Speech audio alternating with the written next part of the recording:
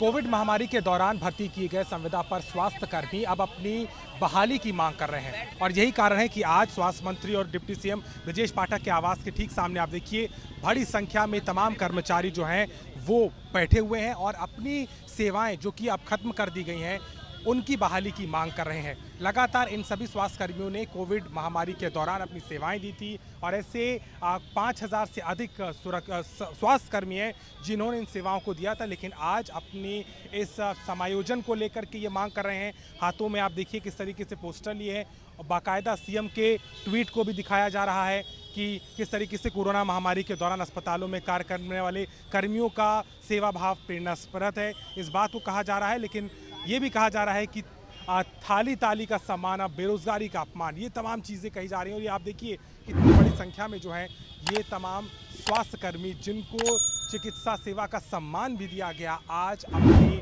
बहाली की मांग कर रहे हैं, समायोजन की बात कर रहे हैं। क्या आपको लग रहा है कि जिस आधार पर ये खत्म की गई सेवाएं क्यों आप चाह रहे हैं, और आपको क्या लगता है क्या एक तरीके से आप लोगों को दरकिनार कर दिया गया सेवा के बाद? जी, हम 2020 से लगे हैं, थोड़ा पीछे, और हम ये चाहते हैं कि हमारी 31 तारीख को हमको घर में बैठा दिया है। हम चाहते हैं हमारी सेवाएं जारी कर दी, हमको एनएचएम से समायोजन चाहिए, बस 31 से खत्म कर दिया गया। 31 से हम घर में बैठे, हम 4 साल से योगदान दे रहे हैं। कोविड में जब इतनी बीमारियां थी तो हम लोगों ने इनकी सेवा की थी, हमने देश को बचाया, हमने अपने हाथों से 200, 250 लाशों को निकाला है। ठीक है, जब किसी ने नहीं अपनाया था तो हम लोगों ने उनको गले लगाया था कोरोना में, ठीक है, और आज हमको बाहर निकाल के फेंक दिया है।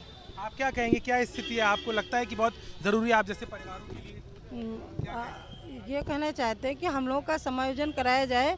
जिस समय कोरोना चल रहा था उस समय हमारे बच्चे जो थे, हमने तुरंत हमारी डिलीवरी हुई थी और 3 महीने का बच्चा हम छोड़ करके और कोरोना वाले को हम छूते थे, उनका ट्रीटमेंट करते थे, और उसके साथ साथ में हमने अपने बच्चों को भी छोड़ दिया, अपने घर परिवार वालों को भी छोड़ दिया, और मेरा ऑपरेशन भी हुआ था। उस कंडीशन में हम काम करते रहे। क्या आश्वासन दिया गया? क्या आपको विभाग की तरफ से, स्वास्थ्य मंत्री की तरफ से कुछ आश्वासन? नहीं, हम लोगों को बस ये बोला जाता है कि समायोजन हो जाएगा। अभी तक हम लोगों को 22 दिन हो चुके हैं, पर अभी तक कोई लेटर भी जारी नहीं हुआ कि हम लोगों का समायोजन हो जाएगा।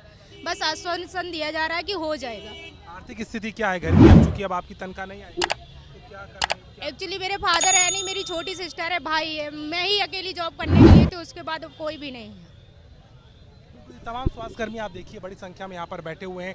इनमें कुछ ऐसे भी स्वास्थ्यकर्मी हैं जो विकलांग हैं, उन्होंने भी अपनी सेवाएं दी। और सबसे बड़ी बात यह है कि आज के समय में कोविड महामारी के इस दौर में बाकायदा चिकित्सा सेवा सम्मान इनको दिया गया, लेकिन आज ये अपनी इसी सेवा के बहाली के लिए, अपने समायोजन के लिए अपनी आवाज़ उठा रहे हैं। ये सम्मान मीना जी आपकी है, क्या लगा था कभी ऐसा भी होगा? नहीं सोचा था, हमने अपना घर परिवार छोड़ के समान सेवा की थी, हमें नहीं मालूम था ये रोड पे खड़ा कर दिया जाएगा।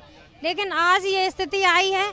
हम डिग्री होल्डर हैं, सब डिप्लोमा हैं, हम एक्सपीरियंस वाले हैं, लेकिन फिर भी हमें निकाला जा रहा है। क्यों निकाला जा रहा है? कारण हमें चाहिए सरकार से। क्या स्थिति है? छोटे छोटे बच्चे हैं, आप बैठी हुई हैं, क्या स्थिति है परिवार का? हम लोग छोटे बच्चे लेके ड्यूटी किए हैं 4 साल से, अपना घर परिवार नहीं देखे, बच्चा नहीं देखा, घर नहीं देखा, सबको छोड़ छाड़ के ड्यूटी किए हैं। आज हमें रोड पे लाके खड़ा कर दिए हैं और झूठा आश्वासन दे रहा है डीएम और सीएमओ बोल रहा है कि हो जाएगा, हो जाएगा, हो जाएगा। लेकिन आज हम लिखित आदेश लेके ही जाएंगे, हम यहाँ से हिलेंगे नहीं। हमें यहाँ ब्रजेश पाठक, माननीय ब्रजेश पाठक से लिखित आदेश चाहिए, झूठा आश्वासन नहीं चाहिए हमें। कहानी इन तमाम स्वास्थ्यकर्मियों की। और आप देखिए एक विकलांग स्वास्थ्यकर्मी भी हैं, ये है भी यहाँ बैठे हुए हैं, एटा से आए हैं। ये बताइए किस तरीके से आपने भी सेवाएं दी, क्या अब इस समय लग रहा है क्योंकि आपकी स्थिति भी ऐसी है, क्या कहें? सर, हम डाटा एंट्री ऑपरेटर थे। हमने रात में 12 बजे जो लोग कोविड ग्रस्त थे उन लोगों की फीडिंग की, और आज 31 जुलाई के बाद 31 जुलाई को हम निकाला जा रहा है। और बोला गया था, जी बताइए। बोला गया था, योगी जी ने बोला था कि जो 100 दिन कोविड में ड्यूटी कर लेगा उसको परमानेंट कर दिया जाएगा, और उन्होंने अभी तक अपने बात से मुकर जा रहे हैं। और हमको एनएचएम के तहत समायोजन करें, हम लोग इसीलिए आए हैं यहाँ।